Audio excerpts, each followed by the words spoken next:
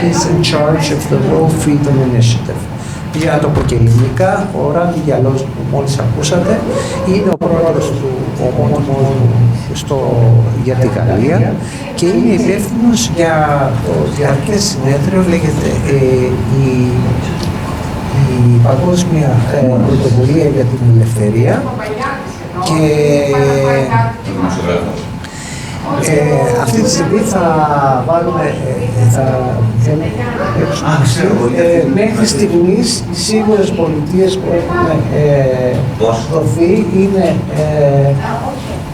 Ινδιάνα, Κεντάκι, South Carolina και Φλόριντα για μας και Βερμόντ για τους Δημοκρατικούς. Δηλαδή είμαστε τώρα 58-3 στο σκορ, βέβαια, εντάξει, δεν το λέω τόσο. Ποδοσφαιρικός έχουμε τον James Gosart, James, you're on. Let me put you on the screen. Hold on, give me a sec. James, give me a moment. Gosart, James, let's go. Okay, latest news. Latest score, if we can use athletic term, is 73-14. Oops, we just have a change. James? Yeah, hello Jonathan, I can hear you fine. Okay, perfect. The latest I'm watching from the feed is Florida, which have been called Florida, South Carolina, Alabama, Missouri, Kentucky, Indiana, and just Vermont and Connecticut for the Republicans. It'll be interesting to see the data on Connecticut, because that used to, I think it's dropped, and Vermont, which I would attribute to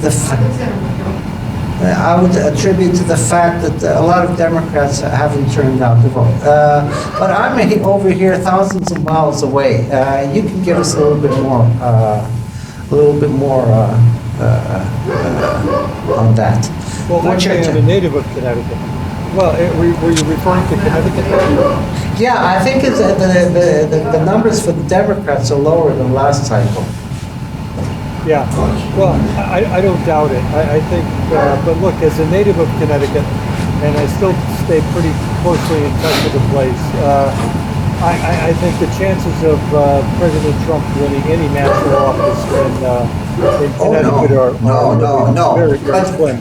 But you know, the thing is that these indicators of more Republican, stronger Republican showing than accepted, all of these, I think, are playing into the results we're going to see as the night progresses. Okay, I see Solomon. Yep. Someone's puppy dog is doing fine. Say that again? Someone's dog in the background is doing fine, I hear. Okay. No, I'm seeing Solomon. Solomon just put up a picture of David Bossie. And, okay. David Bossie is one of the Trump campaign person we've been working very hard with over the last months. Both in different... both in developing the proposal for the avoidance of double taxation. Okay, we're getting I have a question for you. Yeah. I have a question for you, if you don't mind. Look, I saw a report come across not long ago, and there's some chat going on that the embassies in Europe are planning to shut down their watch parties at 2 a.m. Central Euro time, which I think would have been about 5 minutes ago. Now, I don't want to read too much into these kind of signals, you know, but I'm curious to whether you've heard anything about this, because if that's the case, it's really, really unusual. You know, you have embassies across Central Europe, all, of course, the ambassadors serving under a Democratic president. And if the results at this stage are looking promising for a Democratic election, they're going to keep these parties open. They'll keep the parties open all night. Now, Yeah. I don't know whether the report, but I saw this report online maybe about 20 minutes ago. Have you heard anything about it? No, as a Republican chapter here in Greece, we're never invited to things like this. Traditionally, the State Department, and I know back from my times in the military, the State Department was very hostile to us. And the reason is that 20, 30 years ago, there were always bingos. And that has to do with the way that the State Department admissions work. They enter the State Department by examinations which are tailor-made to suit Ivy League college. So people like us have no chance of ever getting into that service. Basically, the answers are given in specific Ivy League colleges, which are always leaning like hell. I mean, I remember taking the State Department test once. I flunked it for 3 out of 1,000 points, but which was a surprise because I expected to flunk it much worse. I failed the English test. Okay, that's illogical because it's logical because I've worked overseas almost all my life, even in the military was overseas. I mean, you can't do a lot of English language training in Somalia by dodging enemy fire. Anyway, I'm looking at the. I see Oklahoma's been given too. Yeah. And Maryland has been given. Okay, we kind of expect that. Yeah, no surprise. Well, that's kind of my take so far too. You know, as I watch these results come in, my take is there's been no surprises so far. You know, and what's been reported so far is very early. West Virginia has been called for President Trump. That's no surprise. There is an early result that I actually sent the chairman, Republican Party chairman, a congratulatory note about 20 minutes ago. But the local legislature in Guam. Now Guam is on the other side of the international date line. Yeah, they're first. Polls are closed, results are in. Right, but the Guam local legislature, for the first time in a couple decades, has flipped from Democrat to Republican. And that's something. Look, Jonathan, a win is a win. And so I sent Juan Carlos Benitez, who's the chairman of the Republican Party, I sent him a text and congratulated him. Haven't heard back from him yet. I think you met the guys from Guam at in Milwaukee, right? Oh yeah, we did, and they're really a terrific committee of patriots. And it may seem like rather inconsequential news to a lot of people that are not aware of Guam. But look, I lived in Asia, as you know, Jonathan, for 26 years, and Guam, in terms of American national security, is truly the tip of the spear. Oh God, yes. It's really they are on the front line of our national security as it relates to the Pacific Ocean and our relationships. It is far more critical than most people in the United States realize, most people around the world realize. And, so it's encouraging to see that the citizens of Guam have cast their votes in the direction of liberty and security and freedom. It's one of these elections that a lot of people may consider as being rather insignificant. I don't. I think it's an indicator, like I said, I sent Juan Carlos a little congratulatory note. I'm sure I'll hear from him at some point, but he's probably He's probably pretty busy right about now. They're busy partying. Okay. Oh yeah, I hope he is. And from what I saw at Milwaukee, they know how to party. Oh, they do. Yeah, they do. They do. They are great people, and they certainly know how to party, and they know how to make their presence known. And having served a really far point. And honestly, for good reason. You know, as you saw in Milwaukee, the Guam delegation is there, and they have a big delegation, and they are very, very serious about making their presence known when they attend forums like that, because they consider each of them consider themselves an ambassador in a very, very important mission, and they do a good job. You know, places like Guam or even like Israel are the spearhead of Western presence, and they're really the tip of the spear, because they're going to face they're facing the aggression every day. I mean, Israel, obviously. And Americans living there deserve our wholehearted support and attention. And it's been despicable since the Obama years how the American government has treated us.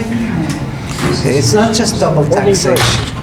It's the way the consulates work. I mean, don't work.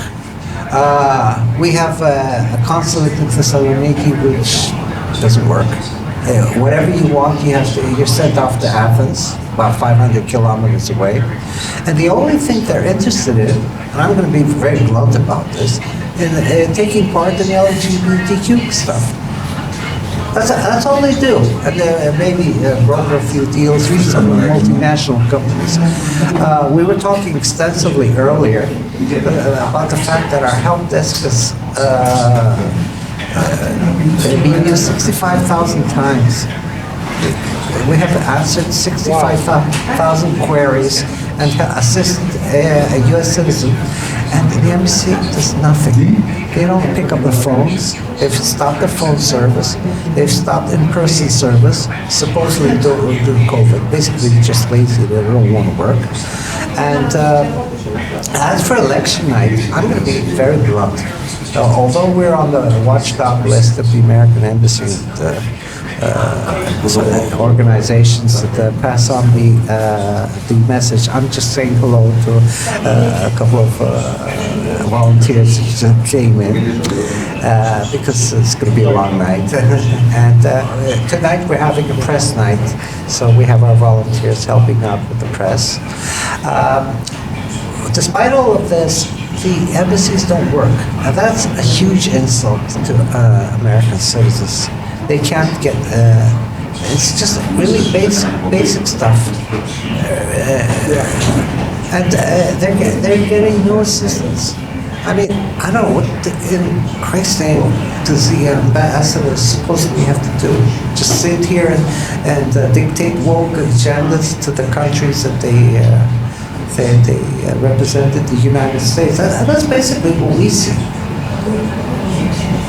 It's awful. And they never invite us to any events. And frankly, I don't think I'd like to. I mean, the last time they had a 4th of July celebration, it had a DEI theme, diversity, equity, and inclusion theme. Can you imagine that? I mean, they became the laughing stock of Greek media. We're all in favor of gay rights. That's a good thing. I have here locally here in Sarasota, a good friend of mine heads up the conservative Republicans, the Sarasota County Conservative Republicans, and he has regular sessions. And Patrick will tell you that he does a great job. He brings gay conservatives together here locally, and they have regular meetings and so forth. And everyone, the members of that group will tell you that these days, if being gay is comparatively easy, but if you're a gay Republican, a gay conservative, you really you really have a challenge because you are vilified within the broader community of gays. And I have tremendous respect for gay conservatives. It's reverse racism. The courage of their convictions to stand up for it. But that's one thing. It is quite another thing to transform the identity of American sovereign territories, Pennsylvania, or anywhere else in the world in the form of a consulate or an embassy, and your main mission is to fly the rainbow flag. No, it should be only one flag to fly on The American flag in the world, and that's the American flag. You know, just one flag. But you know, great respect that I have for especially gay conservatives who really stick their neck out to support their convictions. They truly have the courage of their convictions, and I believe that they're voting in much larger numbers than most people realize. Jim, we're the party of common sense. We don't vilify anybody. Everybody's free to exercise their First Amendment rights, their rights to live in our society. Nobody has the right is to try and ram down our throats something that we don't believe in, whatever that may be. And the problem is that the Biden-Harris administration has been vilifying conservatives, has been taking away our First Amendment rights, our right to free speech. We've seen the horrible censorship. We've seen that all protests are faced with prison terms. How many Christian Americans are now in prison for peacefully protesting? I mean, really peacefully protesting, just sitting maybe outside someplace, and they're slammed into jail just because they don't fit the narrative. We have to think about it. This is not the America. This is not the America we want. This is not the America This is a woke agenda on steroids. This is 1984 coming. The book, and it's a dystopian society that nobody wants. We were talking about the Amish earlier, and we explained how the Amish are under literally the threat of extinction because they can't. They're not allowed to plant non-organic seed because the big tech is forcing all the farmers to plant hybrids, which. Could you? That's a really interesting point. I will tell you that you may not believe this, and your viewers may find this surprising, but in Sarasota, Florida, there is a very, very large Amish and Mennonite community. Mennonite, I can imagine. Yeah, but there is a very large community, and they've been here for many decades. It's just a connection with Ohio and Western Pennsylvania. And so I've gotten to know over the years, some of the leaders of that community. They are very, very conservative, largely, and this time around, very openly and supportive of President Trump, and also, yeah, their livelihoods are under threat because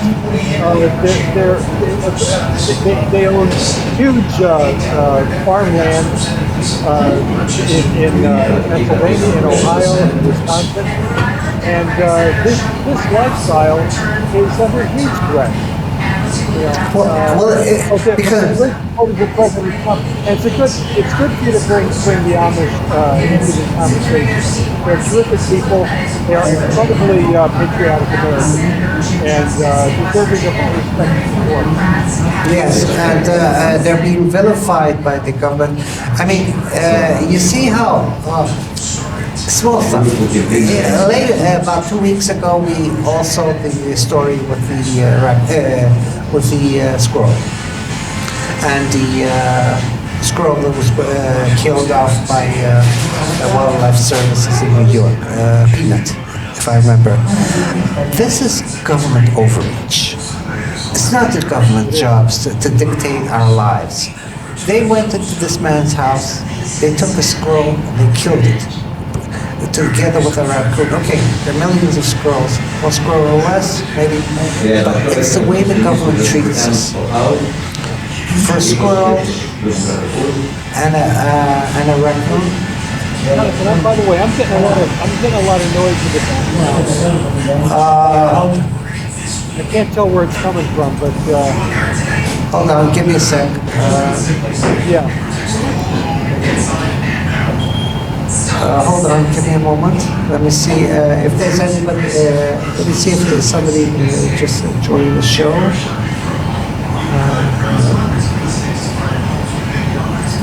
What about now? It's the same. Oh, It sounds like there's a conversation with background noise. I can just barely, make out.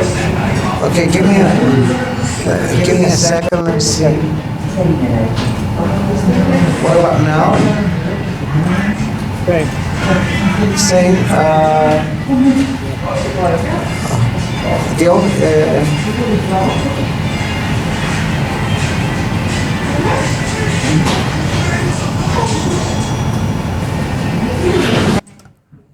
Now? There you go. Yeah. Okay. Oh, there you go. You got it. Okay, fine. Well, the other camera, the microphone, it stayed open. Somebody's listening to news feed. Okay, sorry about that. Okay, give me a moment. Okay, now you're back on. The sound. Great, great. Okay, sorry about that. So No, that's vastly better. That's it's way government. better. Thank you. It's government overreach, and the problem is that it was if Kamala Harris had won the elections, it would have become permanent, and it's a dystopian society, and that's exactly what we Republicans feel. We want to return back to our basic freedoms. Yeah. Don't forget, Yeah, we. for sure. And by the way, I got a call from Solomon maybe an hour ago, and you may have talked to him. I don't know, but Yes, we did. he reported that.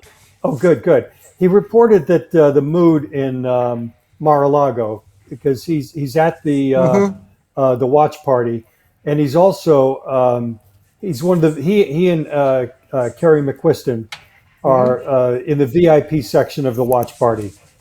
And what he's reporting back is that the mood there is extremely positive regarding the potential for the election results tonight. The president, the Senate, and the House. And it leaves me, frankly, I just hope they're not overconfident, Jonathan. It leaves me a little concerned about election improprieties. There's a lot of reports coming out. You've probably seen them Yep. See them. regarding election equipment malfunctions and bomb threats and who knows what. So I hope that he's right. I hope the feedback is positive. I hope the feedback is not misplaced. I am curious about this. The embassy parties in the rest of Europe shutting down early. Yeah, You know, I'm just reading that article. It's appeared okay. in Gateway Pundit, which is a valuable source of information that all the parties have Yes. been canceled. Listen, That's unusual. That's Yeah. very, very unusual. If they were expecting a positive night, they'd keep those oh God, parties open all night as they always do. they would be boozing up until morning. I know because, very simply put, embassies generally hate our guts.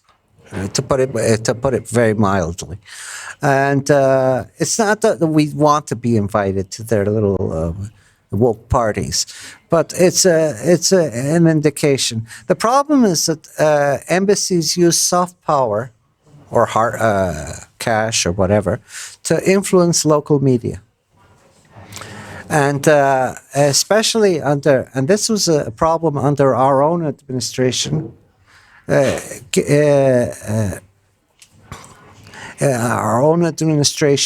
For instance, in Greece, we had a Democrat activist called Pyatt, who was he's buddy with the Pelosi gang. He's from California.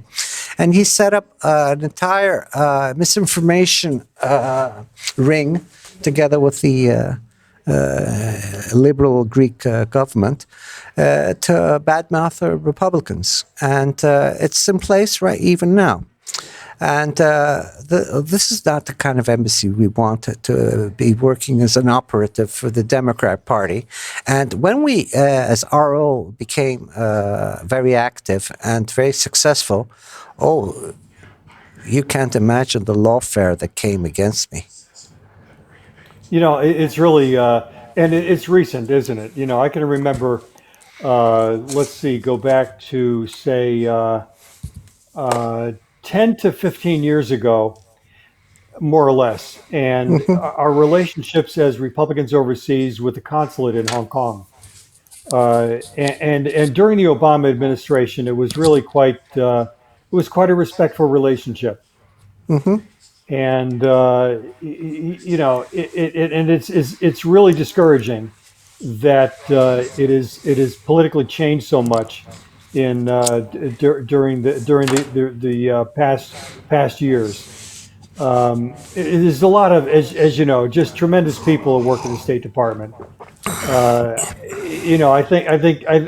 My personal feeling is that the State Department could use really solid leadership to redirect things, and a lot of this stuff has to be cleaned out.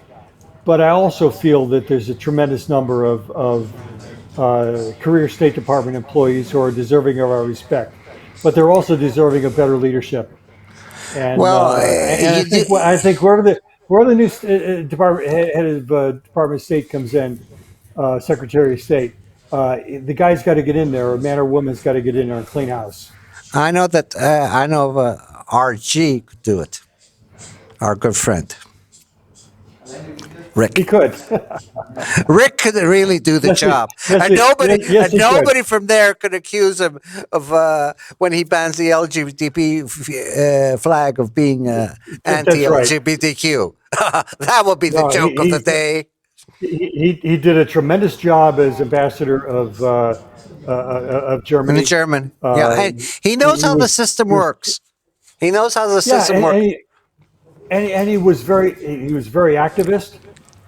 He got involved in the key issues involving NATO and energy policy and so on, and economic policy. And he wasn't afraid to take a stance. And he's a sharp player, and because the word of the town is that he's going to get the job. I hope so. I really hope so. Well, I think Michael DeSambri was a similar ambassador. Okay, RG, just for those who didn't get the initials. Rick Riddell. It's Rick Riddell. Yeah. Okay, is our very good dear friend. He's been on how many video calls with us in RO? Yeah, several. And he knows exactly the problems because it's an administrative problem, and it's a matter of refocusing the embassies from. They have to serve the American people. That's their prime. Yeah. The first job of an American is embassies to serve the American public. Number one. Number two, promote American businesses abroad. Okay. Mm-hmm. Number three, keep good relations with the countries and not try to cram woke and DEI agendas down their throat. I mean, we've had that in Greece, and unfortunately, the U.S. Embassy has been very bad for this country in the last year. I'm aware of that, but I'm sorry to hear that. And this is an old time thing. Back from when my late mother and My father was my natural father. My adopted father was in the government service too, and and the CIA. Okay, and my mother was in the military. She was a military employee, a civilian military employee in the American mission in Greece. And there was always this big fight between the American mission, which was a military, political military branch, and the embassy. The embassy was just overreaching all the time. And it goes years and years and years back. They were trying to pass this agenda from back then, and but the last 3 years it's just become intolerable, and to the expense of the American. For instance, IRS offices, they've closed around all over the embassies. They used to have IRS in the big embassies. Now they've closed. It's very important to get the tax help because otherwise it's just the accountants and the big law firms that make all the money. Well, they give you the excuse that let us hire 87,000 more people and double our budget, and we'll take care of these. But what a bunch of BS! You know what that's all about. They Yeah, want to those build their own bureaucracy. You know, they yeah. want to build their own bureaucracy, and they don't want to, invest in modernizing and doing the jobs. They don't need 87,000 Well, people. That's nuts. it's okay. RO filled the gap. We're doing their job for them. Unfortunately, we're doing it for free. We're doing their Yeah. job for free. Okay, Okay, 65,000 so you cases could say, solved. but you're saving 87,000 head count on the IRS. So you got to be proud of that. Well, Hey, but I began to mention Michael DeSambri and his yeah. role as ambassador in Thailand when you were talking about Rick Grinnell and his exceptional role as ambassador to Germany. Michael DeSambri, I think perhaps many of your viewers aren't familiar with some of the issues in Asia, and that's of course where I spent most of my time living abroad.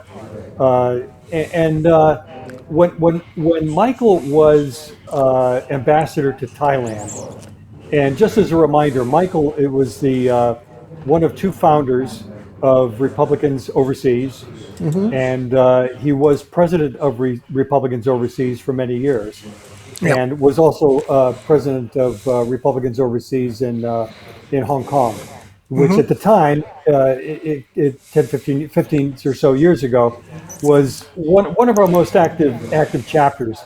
But when Michael became ambassador to Thailand, he also, like Rick Grinnell, was very activist in the way he handles his job.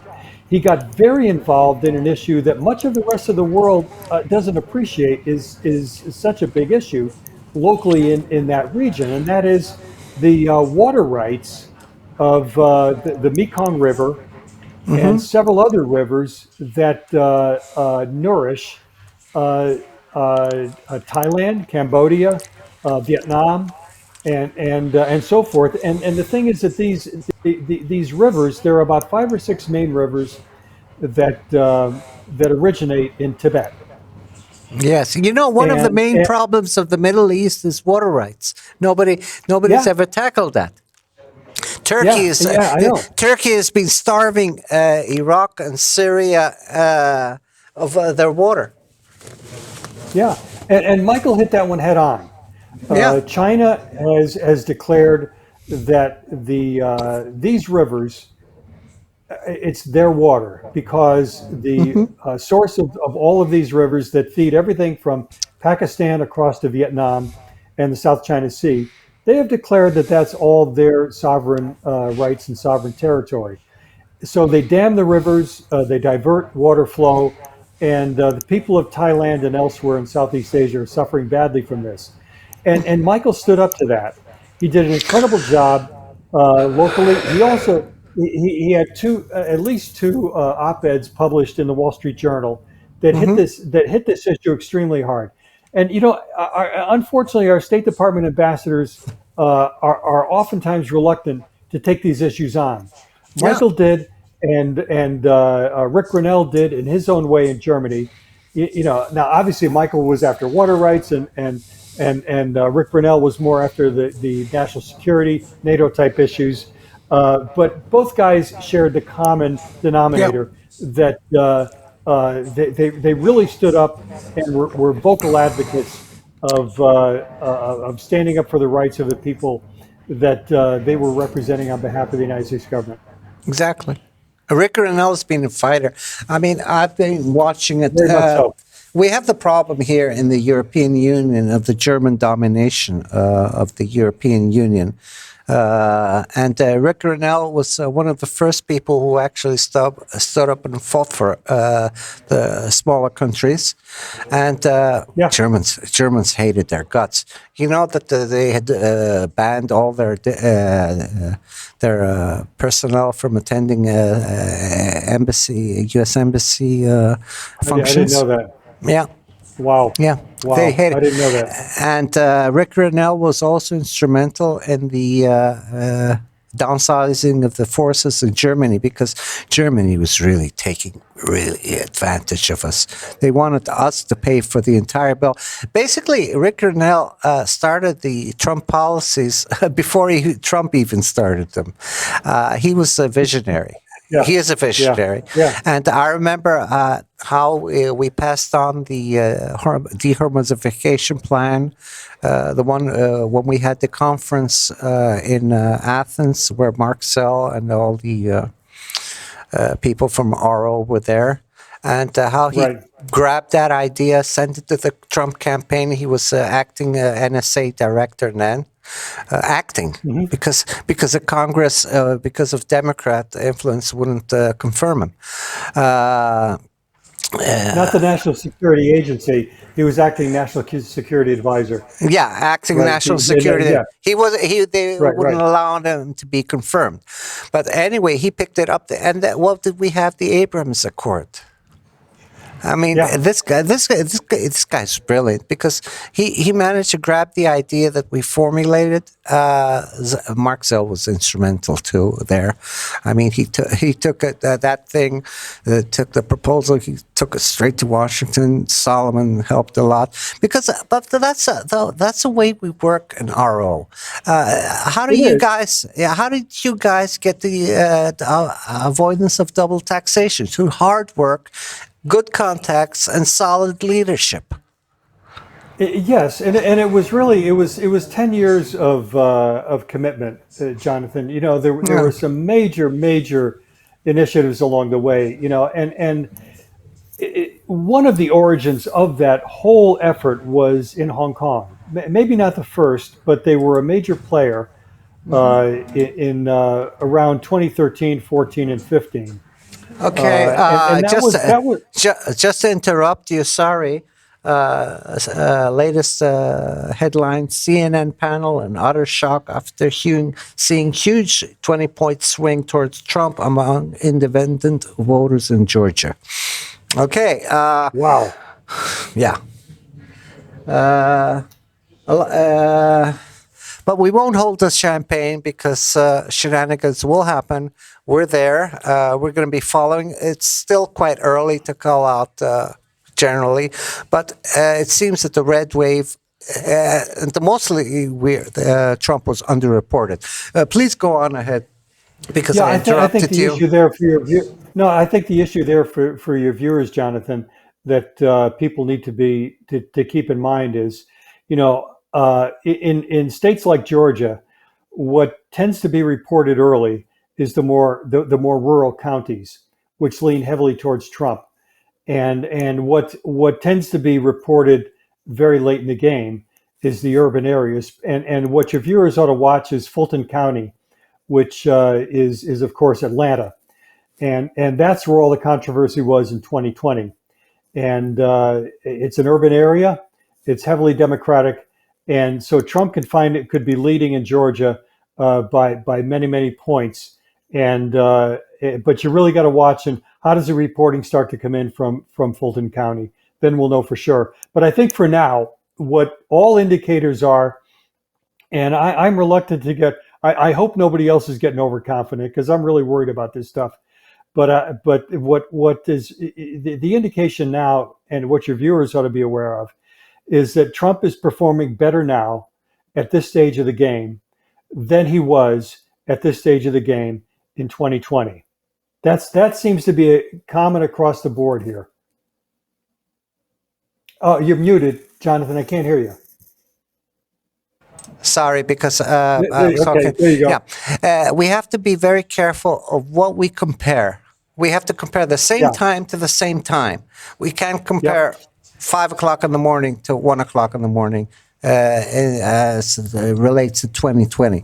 But still, it seems that polls have underreported our ticket.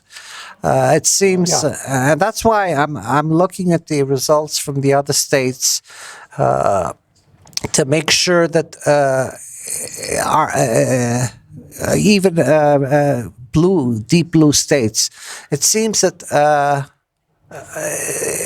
first of all, certain Democrats didn't show up to vote because they weren't persuaded by Harris's endgame or whatever. Yep. That's number one. And the second is that in certain minority groups, we have gained great support. Blacks, Yeah. Latinos, Asians, Greeks. I mean, for instance, Greek vote this time will appear in Pennsylvania. Last time it didn't. That was a specific problem because of the choice of Dr. Oz as a candidate. But this time they'll vote. Same thing with the Armenian and Jews. That's why one of the reasons we didn't do well in Pennsylvania was the choice, not the choice of the presidential ticket, but the choice of the senatorial ticket. Because Yeah. you just. Yeah. I mean, Fetterman just Yeah, and walked over. The Senate races are going to be critical. I think and a couple things that come to Okay, come to give me a mind here. moment. Go Keep ahead. talking. Keep talking. I have to make a pause, but keep explain to our viewers a Okay. little bit about RO. Give me a couple of minutes because I have to talk to a reporter. Okay. Yeah. Okay, go right ahead. Yeah, I think what's important in terms of the Senate races is it is very, very likely that the Republicans are going to retake control of the Senate. Now, that could be a slim majority. It could be 51 to 49. It could be 52 to 48. But what is highly likely is that the Republicans will regain control of the Senate. Now, two issues there that I'd like to point out. One is that is absolutely essential because in the American system, if President Trump wins the presidency, then one of the things that is absolutely critical is that he get his people on board as quickly as he can. And that takes Senate approval for cabinet positions, ambassadors, and so forth. And if the opposition has control of the Senate, then getting all that done is extremely difficult. For example, just a couple of minutes ago, we were talking about our friend Michael DeSambri, who was he's former ambassador to Thailand. Well, it took 2 years to get Michael's appointment confirmed by the Senate, and because it was under a Democratic controlled Senate. So the Senate races are very, very critical here. Now, the other thing to realize about the Senate is one of the reasons that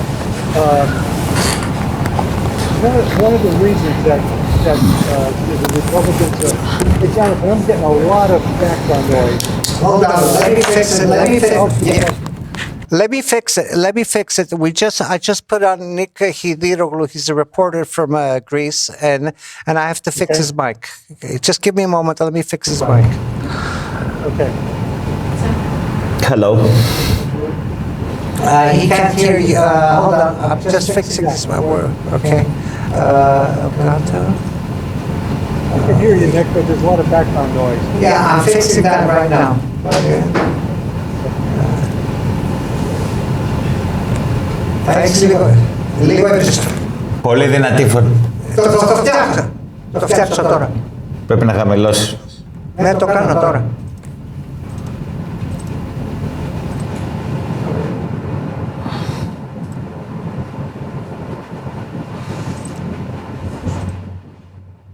Νίκο, μίλα λίγο.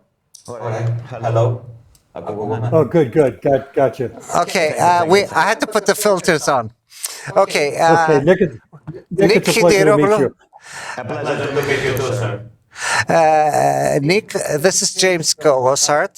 He's Vice President of Republicans overseas. He's talking to us from Florida. We were talking about various issues with RO and the elections.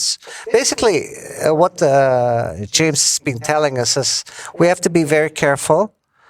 It's too early to start To call for anything. I was actually following the process as it is presented by the American press. And it's too early to call for anything. I see, though, a couple of things that are really worrying.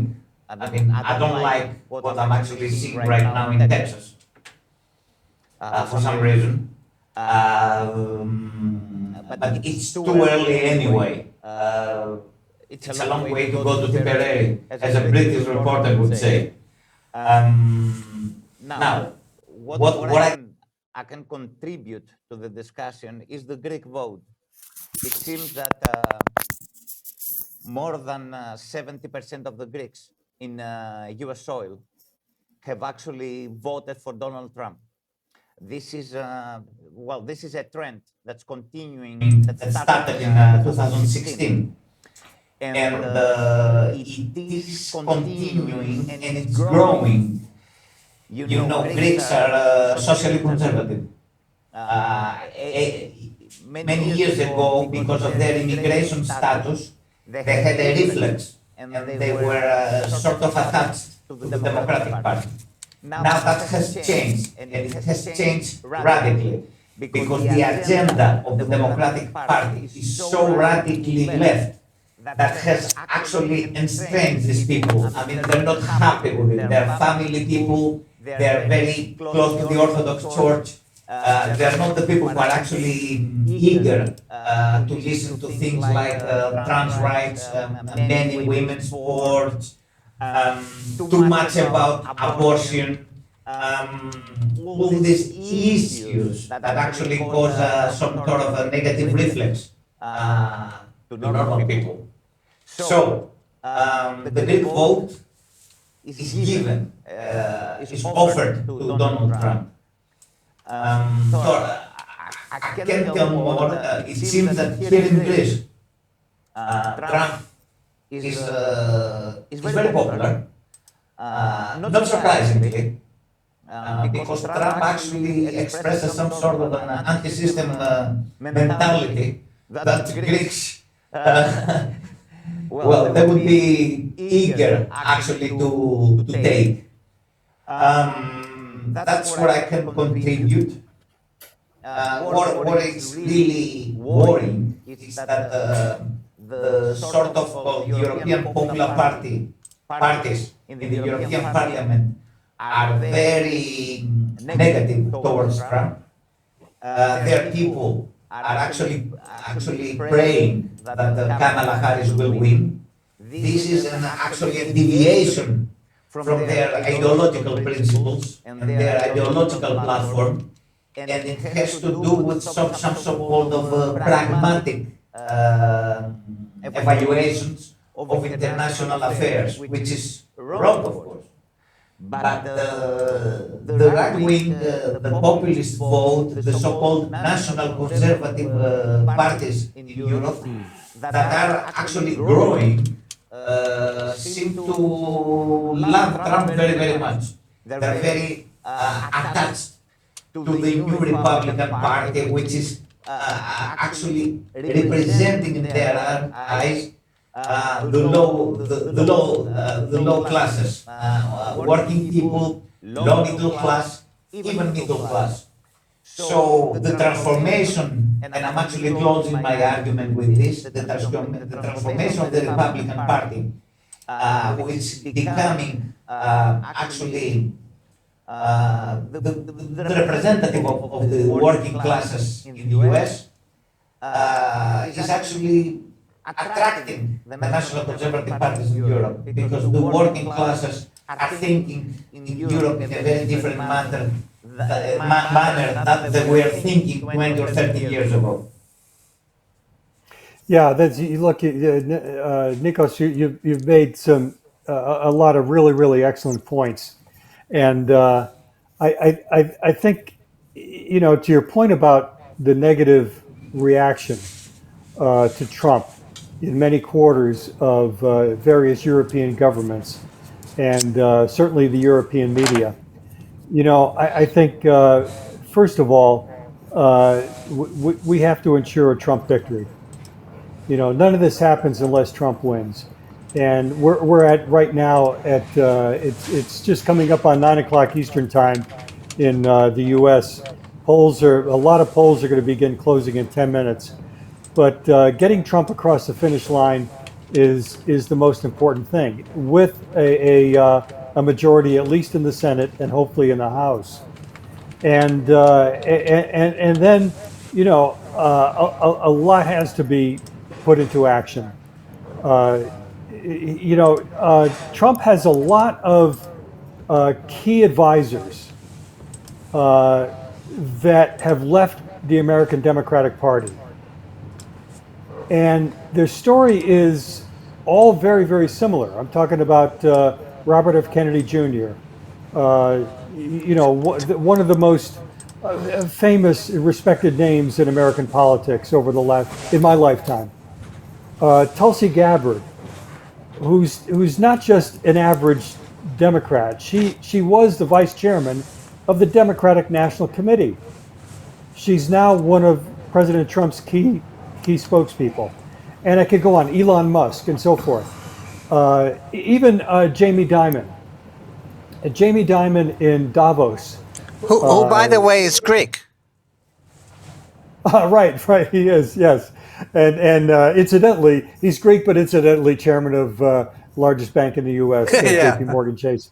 But look, when he was interviewed in Greece, at Davos earlier this year, he responded that, look, you have to appreciate that President Trump made the right call on almost every one of his big decisions. And he singled out NATO, and he singled out energy and the economy and immigration and energy. He singled out China, the Middle East. And Jamie Dimon is he's no MAGA Trump supporter, but he's a highly influential, one of the most influential CEOs.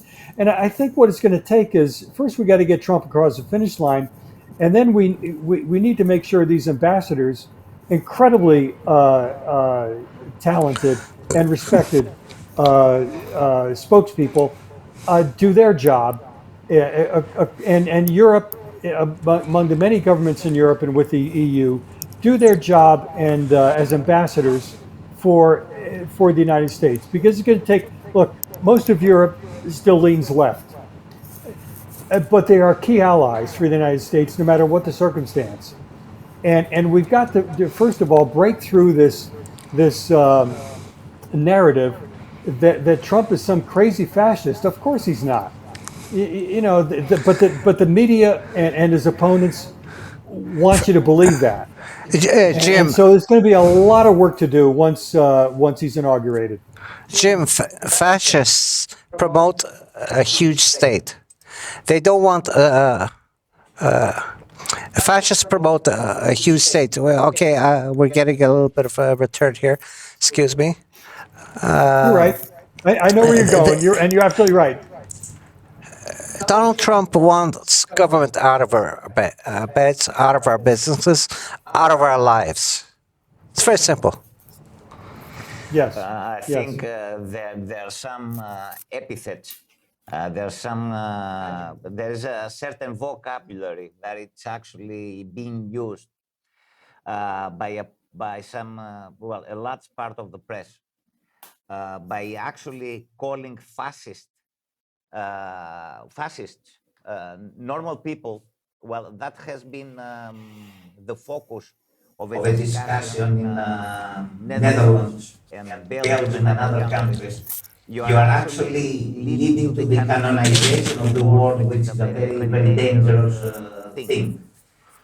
You cannot actually calling everyone who is right of center a fascist, right? So this argument that President Trump is this and the other and blah blah blah, it is not gaining ground, and we see in Europe that when it's used even against extreme populists, it doesn't work.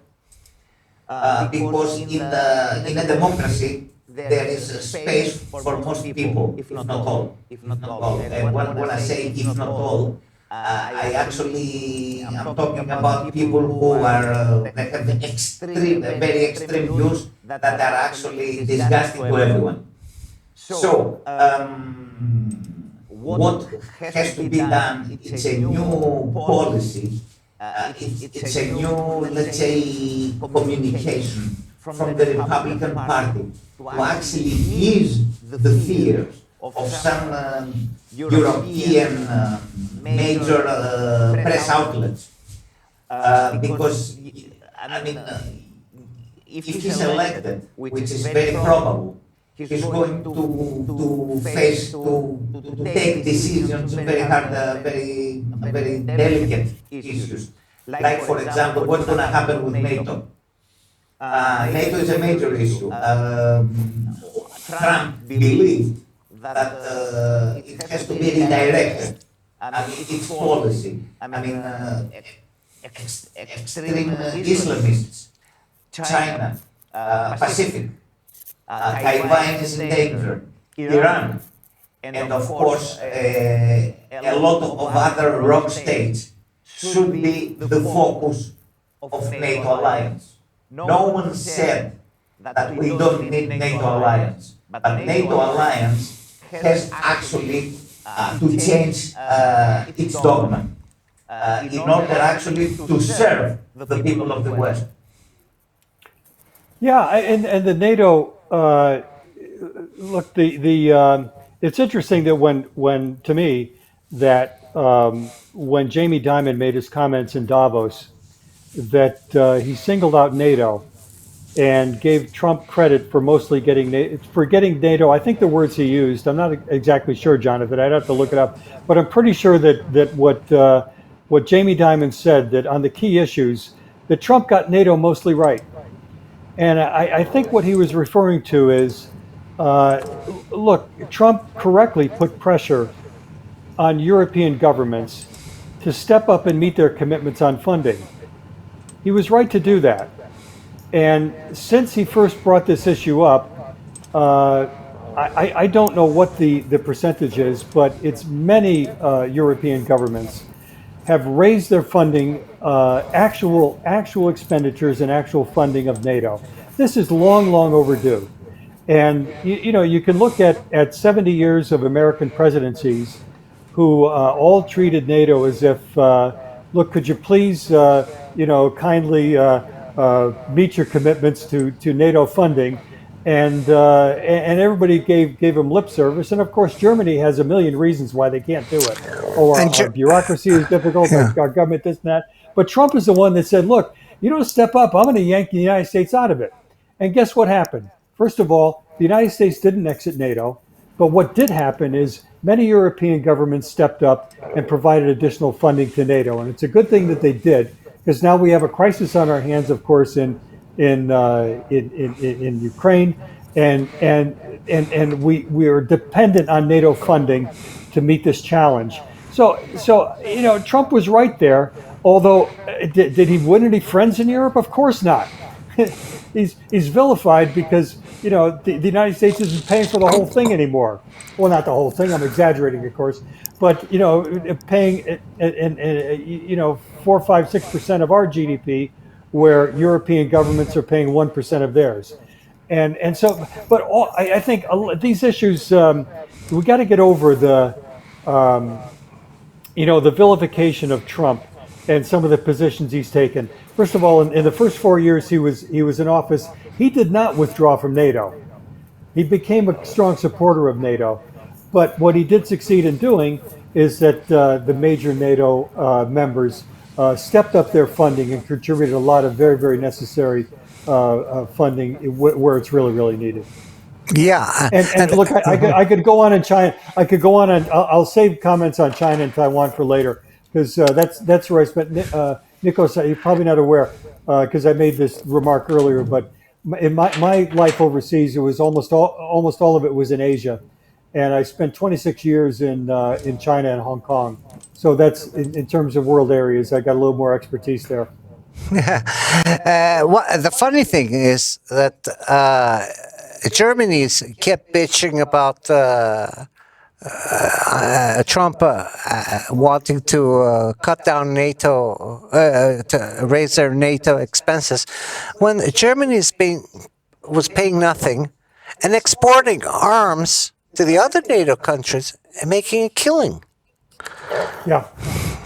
And Trump was right when he sat him down and told him, look, you're putting NATO and Europe and yourselves and the world at risk by betting your future, by betting your energy security exclusively on Russia. You know, and it was, you look at some of the videos of Trump in meetings in Europe, you know, criticizing the Germans for betting the farm on Russian energy, and these remarks were cringeworthy at the time. You know, it was the first year or two that he was in office, and for him to be dressing down heads of state of Europe was absolutely cringeworthy. But you know what? He was absolutely right. And where did it get us when American presidents, you know, are treating European governments and their energy policies with, you know, treating them with kid gloves? Where did that get us? You know, we ended up with with European security being totally in the hands of the United States, and that's not right for anyone. It doesn't help. Certainly not the United States, and certainly not Europe. Sorry, go ahead, Nick. I do have the impression that a Trump's victory would be a wonderful, actually, opportunity for for European states that belong to the NATO alliance, that said most of them, to actually rethink their policies. They accuse the European political class accuses Trump of actually being an isolationist. That's a very narrow thinking framework. He's not. I'm sorry, Jonathan. I can't. There's an echo back in Nikos's line. I didn't get that. I'm sorry. Has it been corrected? Yeah, do you want me to repeat? Oh yeah. Oh, that's perfect. Okay, I'm sorry, Nikos. Okay, no problem at all. No problem at all. No problem Yeah, I'm at all. sorry. Well, what I said is that Trump victory is a wonderful opportunity for all European countries that belong to the European Union and NATO to actually rethink their policies. The European political class accuses actually Trump of being an isolationist. This is a very narrow-minded framework. You cannot actually put boxes and actually fill them with people. Now, he's an internationalist, he's an isolationist, etc. From his background, Donald Trump is a cosmopolitan. He's got businesses all over the world. So if you accuse a man like that of being an isolationist, it's, to say the least, narrow-minded. So what you may say is, what can I do in order to reach a new consensus with Washington in case that Trump wins the presidency? Because you had the fall of the wall in Berlin in when it was in 1989, 1990, and since then the policy of NATO hasn't changed. It hasn't been adapted to the new realities, and the new reality is China. That's what it is. That's where the problem comes from industrial espionage that actually boosts economic development in China, and that in the expense of the West. So those are things that being said by Trump 10 years ago And gradually, Europe is adopting this point. So, what's the problem really between Europe and Trump? The problem is that European politicians have a difficulty to adapt, even though in most European countries you have electoral results, you have a turn to the right, and you have a turn to the right that is exploited by the populist right. Even so, that doesn't seem to convince the political elites in the old continent to actually modify their policies to adapt to the new reality. That's the problem. Yeah, I think you're right. This is very, very well put. I couldn't agree with you more. And regarding the China angle of that, I think the rest of the world continues to underestimate the risk involved of what the China under Xi Jinping. He's been president for 10 years now, and the Belt and Road Initiative, for one, is extremely threatening to Europe, to Latin America, to Africa, to underdeveloped and undeveloped or developing countries around the world. How many ports, for example, in Europe, does China now control? They control a lot, Well, and that is a it controls pardon? Piraeus. for a start. Yeah, exactly. For example, and many others. And you go around the world and you see this. It's a slow adaptation of what, in many cases, are really bad deals that countries sign up for to bring China in the premise of greater investment in a country that has going through some economic difficulties, and it's incredibly threatening. And yeah, they're if you look at Iran and what they are doing, well, their back room is China. The threats that what Exactly. Iran has put together in terms of they're pulling together a network of proxies. The Houthis, Hamas, Hezbollah. Well, who's Iran's back office? Their back office is China. And yes, it's an extreme threat. And I look at it also from look. My career was in the American corporate world.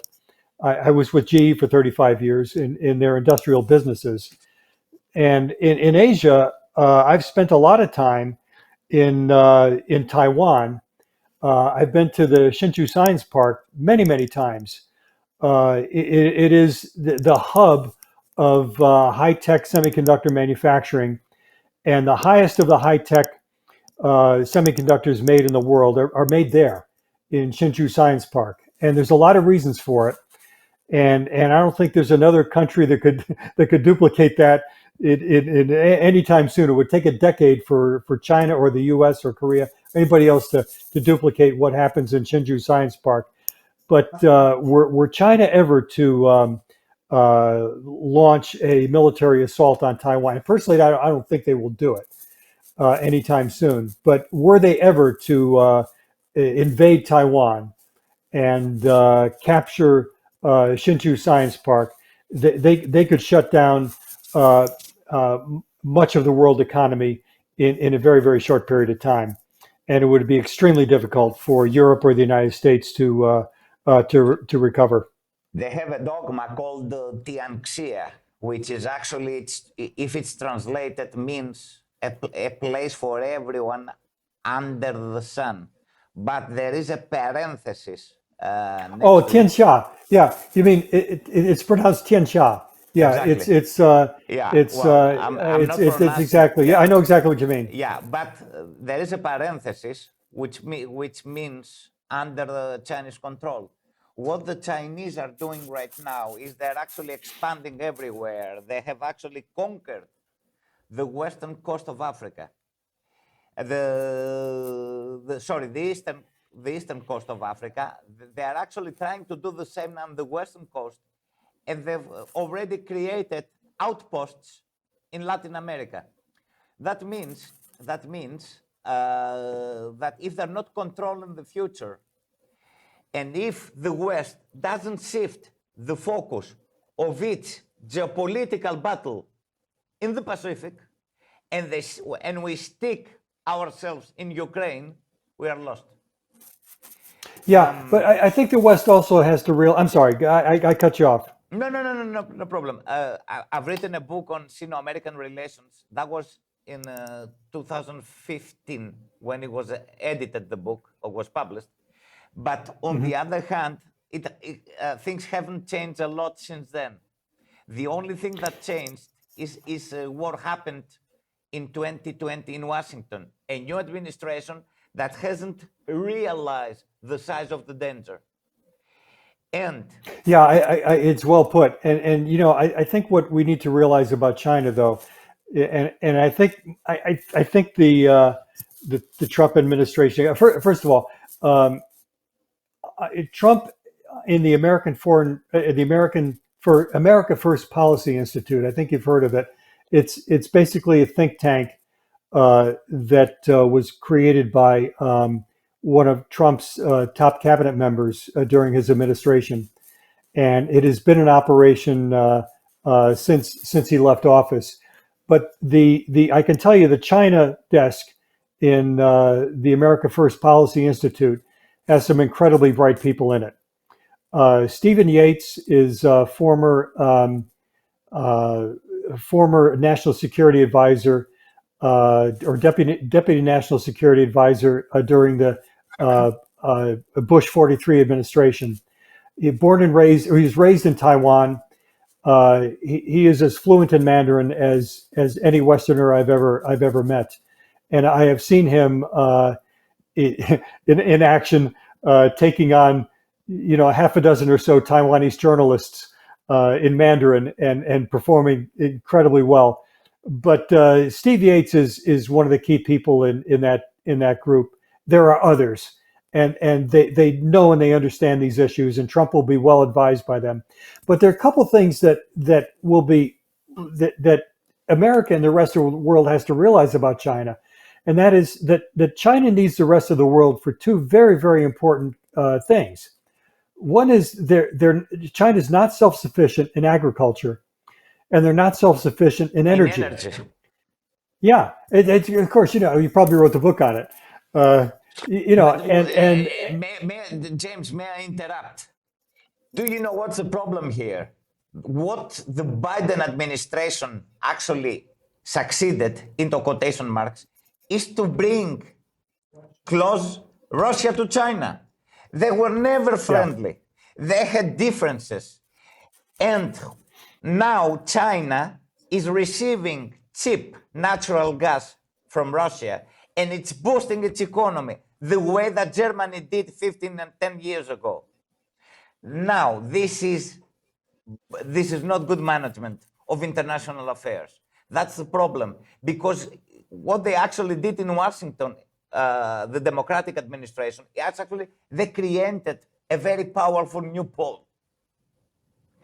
And if they continue like that, they will end up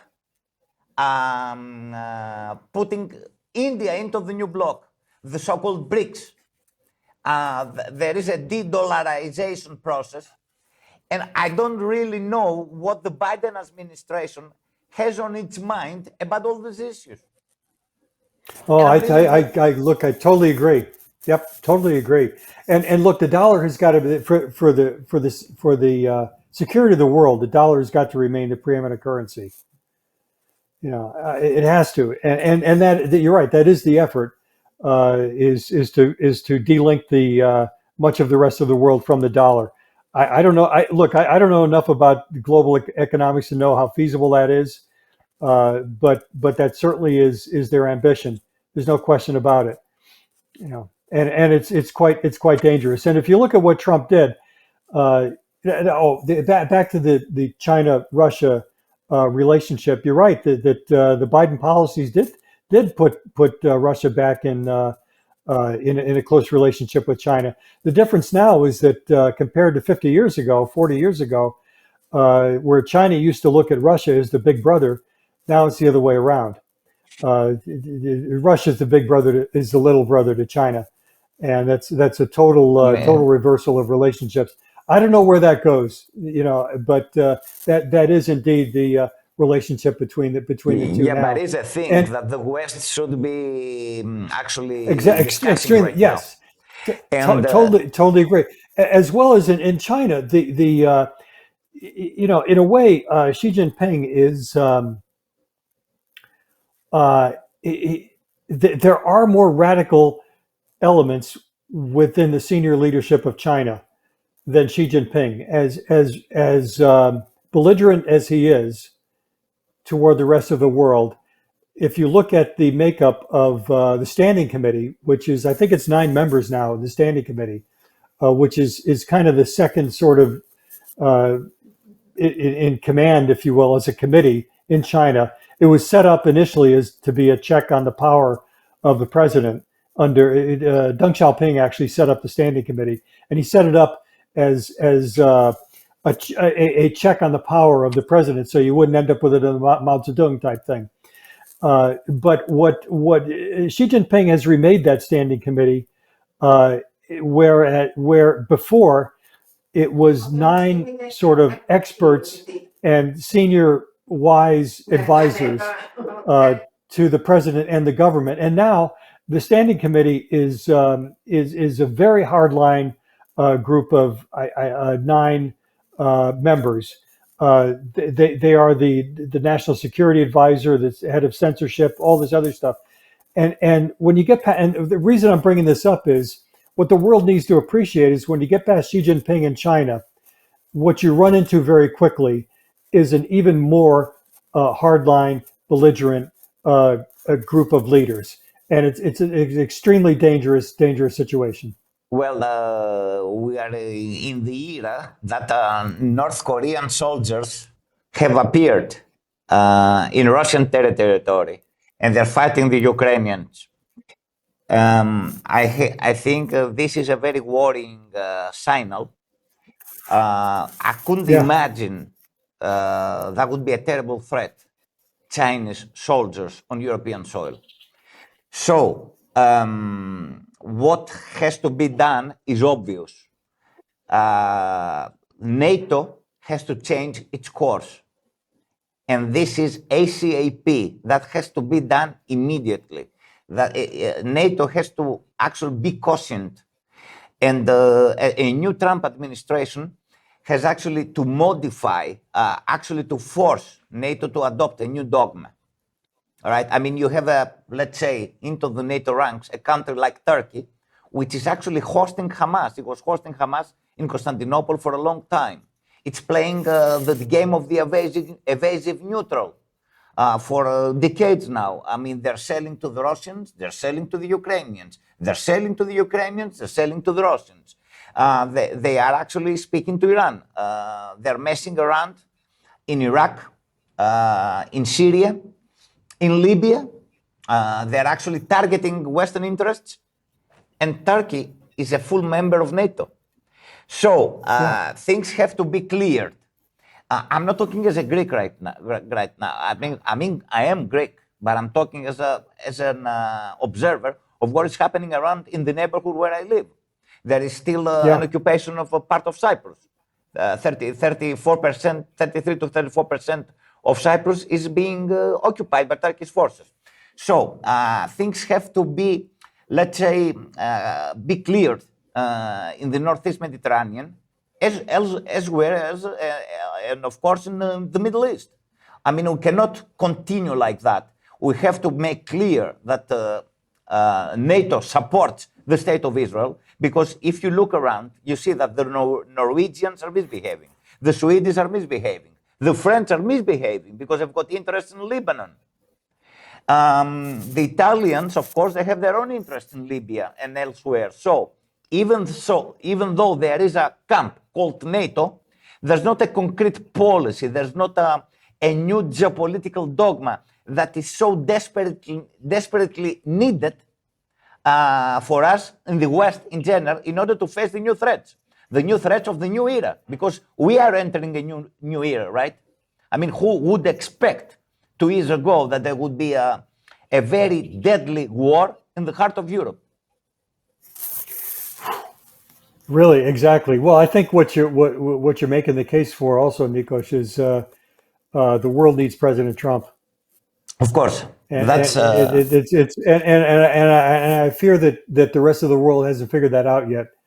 But you know, an American administration that coddles to Iran and enables Iran and other bad actors is so dangerous we for saw people. the rest of You the saw world. people. We saw people in America paying ransom to Tehran.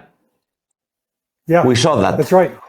So that was shocking. I don't know that thing.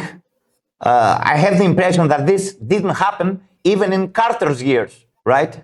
During the presidency of Carter, and it happened afterwards. This is very shocking. These are the signals of a West that it's weak. So what we need, and Jonathan, you will allow me because I've got to go because it's going to be a difficult day tomorrow. It's 4:30 in the morning here. It's being late. Is that what the West needs right now? I agree with your conclusion, James. Is a new Trump administration, which of course is going to see Europe as a partner, not as an opponent. I mean, we don't need a new commercial war. That's not what we need, right? I mean, I think that most people in Europe are not really concerned what is going to be the status of German luxury cars in the United States of America. That's not our problem. I mean, I understand that there is a deficit when it comes to a trade deficit when it comes to America and Europe, and that has to be fixed. Well, that's obvious. But on the other hand, that's not the real issue. You understand what I'm saying? This is not the real issue. I totally agree. What's the real issue is a new security policy and adaptation to the new geopolitics. That's my conclusion. Listen, this is a great conversation, Nikos. I wish I could stay longer too, Jonathan. I'm gonna have to sign off. This is but what a terrific conversation. You know, and nice to meet you, James. Nice to meet you. Yeah, well, look, I hope we connect. I hope we connect soon. For the good of the United States and for the good of Europe and the world, let's hope President Trump is elected, and let's hope it's confirmed very, very soon. Jonathan, I'm sorry, I got to sign off too. It's been great having you, James. Later on, we'll be here for many hours, it seems. It seems like Wisconsin's going our way. We'll see. Wow. It's still very early. Things are, we're not going to call it out. But we're cautiously optimistic. James, great having you. Jonathan, thank you. Nikos, really enjoyed our discussion. Nikos is a very good friend, an excellent reporter, and we'll talk again. Catch you later. I'll try to sign in. If not, a few hours from now, I'll sign in first thing tomorrow morning. Yeah, same link, no problem. We'll be here. Okay, very good. So I'm going. Thank you both. I'm going to sign off. Okay, bye. Okay, Jonathan, it was a great discussion. We've got to contribute. Νίκο, μπορούμε να συνεχίσουμε στα ελληνικά τώρα. Εγώ νομίζω ότι αυτό που πραγματικά αξίζει είναι μια συνεισφορά σε μια συζήτηση εν ώψη της διαφαινόμενης νίκης του Ντόναλντ Τραμπ στις Ηνωμένες Πολιτείες, η οποία πρέπει να είναι στην κατεύθυνση της επεξήγησης ότι η Ευρώπη και οι Ηνωμένες Πολιτείες της Αμερικής δεν μπορούν σε καμία περίπτωση να δουν εχθρικά η μία την άλλη. Σε καμία περίπτωση. Αλλά αυτό πρέπει να γίνει κατανοητό και από τις ευρωπαϊκές πολιτικές ελίτ, οι οποίες έχουν την αίσθηση ότι απέναντι στο Ρεπουμπλικανικό κόμμα έχουν παραφερθεί. Έχουν δημιουργήσει δηλαδή ένα ανυπόφορο επικοινωνιακό κλίμα. Έχουν δημιουργήσει και έχουν βάλει ουσιαστικά, δημιουργούν ένα πλαίσιο συζήτησης το οποίο είναι δυστοπικό, χωρίς να υπάρχει απολύτως κανένας λόγος. Θα έλεγα ότι υπάρχει μίσος. Εντάξει, δεν ξέρω αν εγώ θα χρησιμοποιούσα αυτή τη λέξη. Θέλω να σου πω απλά ότι είδαμε πολύ ενδιαφέρον την επίσκεψη του Μάικ Πομπέο εδώ πέρα στην Ελλάδα. Ναι, εντάξει, όμως. Την είδα, δεν ξέρω ποιος κάλεσε ποιον. Δεν με ενδιαφέρει αυτό. Με ενδιαφέρει ότι υπάρχει γραμμή επικοινωνία. Και με ενδιαφέρει ότι αυτό συμβαίνει με όλες τις ευρωπαϊκές χώρες. Παραδείγματος χάρη γίνονται και ατυχήματα. Να δώσω παράδειγμα. Αυτό που έγινε με τον Στάρμερ και τους εργατικούς του Ηνωμένο Βασίλειο. Δηλαδή, ο Βρετανός Πρωθυπουργός έκανε μια προσπάθεια να βρει μια άκρη με τον Τραμπ. Και έρχονται τα στελέχη του κόμματός του και κάνουν μια απρόσεκτη ανάρτηση στο LinkedIn, όπου ενημερώνουν για την οργάνωση ομάδας εθελοντών, η οποία θα πάει στην άλλη πλευρά του Ατλαντικού και θα συμμετέχει σε εκστρατείες πόρτα-πόρτα για την Κάμαλα Χάρις. Αυτό, όπως ήταν λογικό, εκνεύρισε το Ρεπουμπλικανικό Κόμμα. Δεν θα μπορούσε να μην το εκνευρίσει το Ρεπουμπλικανικό Κόμμα κάτι τέτοιο. Αυτό ειδικά... θα πρέπει όμως να προσθέσει σε αυτό το γεγονός ότι ο Στάρμερ έχει προβεί σε ιδιαίτερα εχθρικές. Είναι επικίνδυνος για την Ευρώπη. Εχθρικές ενέργειες προς τον ίδιο το λαό. Δεν είναι αυτό. Είναι επικίνδυνος για την ελευθερία και τα δικαιώματα, τα θεμελιώδη σε μια δυτική δημοκρατία. Ο Στάμερ είναι ο κλασικός κουστούμάτος, ο οποίος δεν μπορεί να κρύψει το σφυροδρέπανο κάτω από το πέτο του. Λοιπόν, κλασική περίπτωση. Τι έχουμε δει πολλές φορές, δεν είναι η πρώτη φορά. Φαντάσου, αγαπητέ Τζόναθαν, ότι γλίτωσαν οι εργατικοί από τον Κόρμπιν για να παίζουν ταυτόν. Δηλαδή, what the hell που θα έλεγε και ένας Αμερικάνος. Δηλαδή, αυτά δεν γίνονται στα παραμύθια, έτσι. Πραγματικά. Λοιπόν, πραγματικά. δηλαδή, η Ευρώπη, αγαπητέ μου Τζόναθαν, παράγει περισσότερο αριστερισμό από ό,τι μπορεί να καταναλώσει. Έτσι, είναι προφανές αυτό. Είναι προφανές. Και δεν μιλάω για κομμουνισμό, γιατί αυτοί είναι αριστεριστές, είναι ελευθεριακοί αριστεριστές, είναι, πώς να σου το πω, είναι τα δυσέγγωνα, τα εγγόνια, τα δυσέγγωνα της σχολής Φραγκφούρτης. Είναι επικίνδυνοι άνθρωποι. Οι άνθρωποι αυτοί, παραδείγματος χάρη, κοίτα τι κάνει ο Στάρμερ. Έχω εδώ σε φωτογραφίες στο κινητό μου, γιατί δεν μπόρεσα, το έκανα print screen, την ανακοίνωση της Βρετανικής Εισαγγελίας που λέει προσέχτε, τι ποστάρετε για να μην πάτε φυλακή. Αυτή είναι μια ανοιχτή επίδεση στην ελευθερία του λόγου. Κοίταξε, ένα από τα διακυβεύματα των εκλογών στην Αμερική ήταν και η προστασία της πρώτης τροπολογίας. Η πρώτη τροπολογία ακριβώς. Είναι η απόλυτη ελευθερία της έκφρασης. Η οποία είναι απειλή. Ξέρεις πόσοι καθολικοί βρίσκονται αυτή τη στιγμή στη φυλακή επειδή κάνανε ειρηνικές διαδηλώσεις? Έξω από κέντρα αμβλώσεων, ναι. Δεν ενοχλήσαν κανέναν, απλά πηγαίναν καθόλου. Ξέρεις ότι στην Αγγλία ποινικοποιήθηκε και το silent prey. Δηλαδή, θεωρείται ακόμα και αυτό ένα είδος τρομοκρατικής πράξης. Δηλαδή, αν πάει κάποιος και προσευχηθεί κάπου από έξω ένα κέντρο, μπορεί να θεωρηθεί, ας πούμε, δεν ξέρω. Θέλω να σου πω δηλαδή ότι, επαναλαμβάνω αυτό που είπα, ότι στην Ευρώπη παράγουμε περισσότερο αριστερισμό από ό,τι μπορούμε να καταναλώσουμε. Ναι. Μπορούμε να αναφέρουμε χιλιάδες τέτοια παραδείγματα. Στη Γαλλία να δεις τι γίνεται.